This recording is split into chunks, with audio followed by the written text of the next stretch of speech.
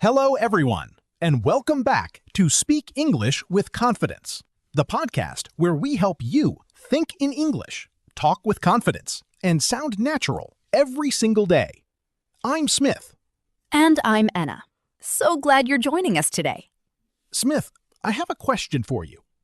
Have you ever felt like your brain was just stuck? Like no matter how hard you tried, you couldn't focus, couldn't remember things, and felt a little foggy all day? Oh, absolutely. Actually, not too long ago, I was having one of those weeks where I couldn't concentrate on anything.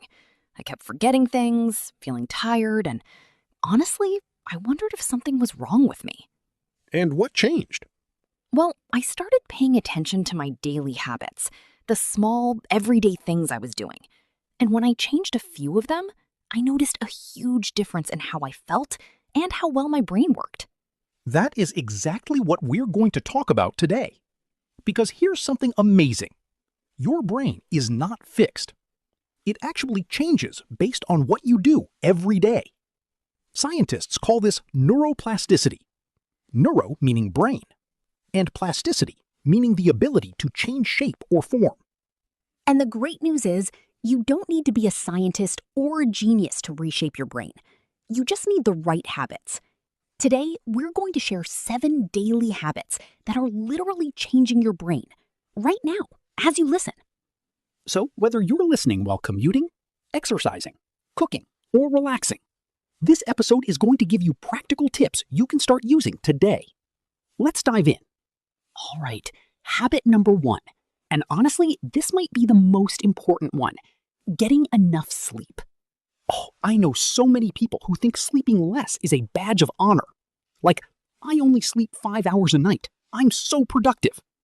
Sleep is your brain's superpower. Don't skip it.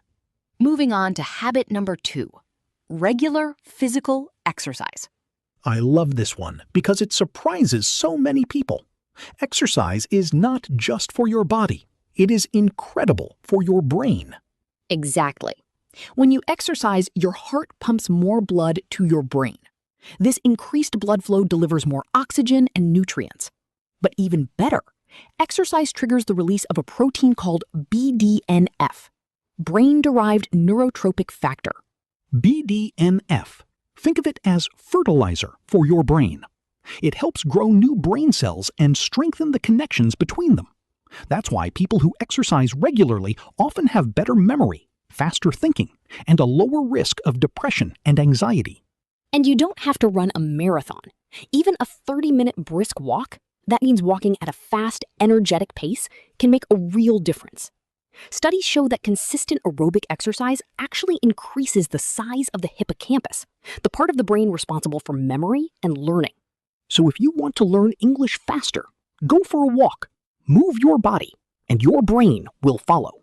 Now, habit number 3 is one that changed my life: mindful meditation. For a long time, I thought meditation was just for monks or people who live in the mountains. But I was so wrong.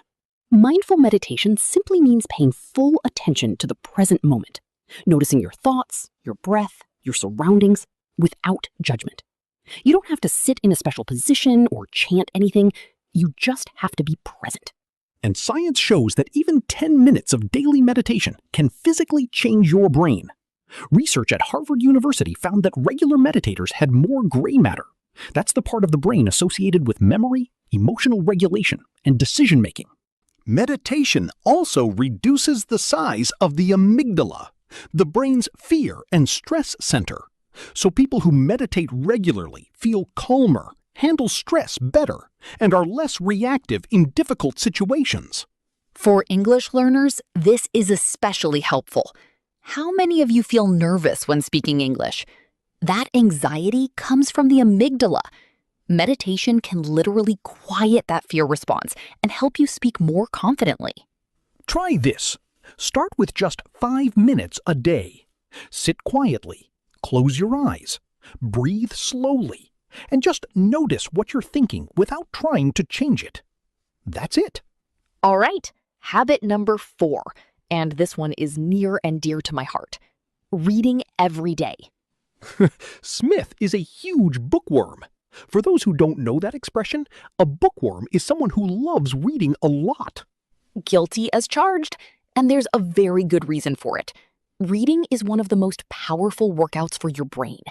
When you read, you activate multiple areas of your brain simultaneously, areas responsible for language, vision, memory, and critical thinking. Unlike watching videos, reading requires your brain to construct images, follow complex ideas, and make connections between concepts. It builds what researchers call cognitive reserve, a kind of mental strength that protects your brain as you age. And for English learners, reading in English has double the benefit. You improve your vocabulary, grammar, and comprehension, all while exercising your brain. Even 20 to 30 minutes a day makes a significant difference. Start with something you genuinely enjoy.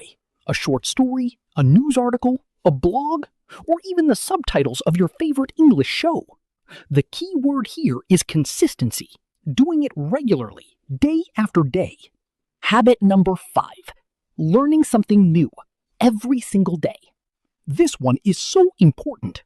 Your brain loves novelty. That means new and interesting experiences. When you encounter something new, your brain creates new neural pathways, new connections between brain cells. And here's the key thing. The more you challenge your brain with new information, the more flexible and adaptable it becomes. This is the very definition of neuroplasticity in action. It doesn't have to be anything huge. Learn a new English word. Try cooking a new recipe. Listen to a podcast about a topic you've never explored. Take a different route to work. All of these small challenges add up. For language learners, every new word, every new grammar structure, every new phrase you practice is literally growing your brain. So don't be discouraged when something feels difficult. Difficult means your brain is growing. I love that. Difficult equals growth. Let's all remember that. Okay, habit number 6, eating a brain-healthy diet. You've probably heard the saying, you are what you eat. And when it comes to your brain, this is literally true. Your brain makes up only about 2% of your body weight, but it uses about 20% of your daily energy. It needs the right fuel. So what does the brain love? Omega-3 fatty acids, found in foods like salmon, walnuts, and flax seeds, are essential for building brain cell membranes and supporting communication between neurons. Antioxidants, found in colorful fruits and vegetables like blueberries, spinach, and broccoli, protect brain cells from damage. And whole grains provide a steady supply of glucose, which is the brain's primary fuel source. On the other hand, highly processed foods, excessive sugar, and alcohol can cause inflammation in the brain, slow thinking, and damage memory over time. The Mediterranean diet, which emphasizes fruits, vegetables, whole grains, olive oil, and fish, has been shown in multiple studies to reduce cognitive decline and even lower the risk of Alzheimer's disease. So the next time you choose a meal, think about it as feeding your brain, not just your stomach. And finally, habit number 7, staying socially connected. Anna, I think this is the most underrated habit of all 7. People don't realize how much our social connections affect our brain. It's true. Human beings are wired for connection. We are deeply social creatures. And research consistently shows that people with strong social relationships have better cognitive function, lower rates of depression, and a significantly lower risk of dementia. When you have a meaningful conversation, your brain is incredibly active. You're listening, processing information, formulating responses, reading emotions, and choosing words all at the same time. It's a full brain workout. And loneliness, the feeling of being isolated or disconnected, has the opposite effect. Studies show that chronic loneliness can shrink parts of the brain and accelerate cognitive aging. It's as harmful to your health as smoking 15 cigarettes a day. Wow, that's really striking. So for all of our listeners, reach out to a friend today. Have a real conversation. Join a community. Practice your English with other speakers. Your brain will genuinely thank you. And here's something beautiful. Speaking a second language is itself an incredible social and cognitive achievement. Every time you communicate in English, you are strengthening your brain in multiple ways at once. Okay, let's quickly recap the 7 habits that are reshaping your brain right now. Number 1, get enough sleep, 7 to 9 hours, so your brain can clean and restore itself. Number 2, exercise regularly, even a brisk walk, to grow new brain cells and boost memory. Number 3, practice mindful meditation, just 5 to 10 minutes a day, to reduce stress and sharpen focus. Number 4, read every day in English to build vocabulary and cognitive strength. Number 5, learn something new. Daily challenges grow new neural pathways. Number 6, eat brain-healthy foods. Fuel your brain with omega-3s, antioxidants, and whole grains. And number 7, stay socially connected. Real conversations and human connection protect and grow your brain. Here's the beautiful thing, everyone. You don't have to do all 7 perfectly. Just pick 1 or 2 habits and start there. Small, consistent actions create massive change over time. Remember, your brain is not fixed. Every choice you make today is literally shaping who you will be tomorrow. And that is one of the most empowering things about being human. If you enjoyed today's episode, please share it with a friend who's learning English or someone who wants to live with a sharper, healthier mind. And if you have 5 seconds, leave us a review. It really helps us reach more listeners like you. We would absolutely love to hear from you. Which habit are you going to start first?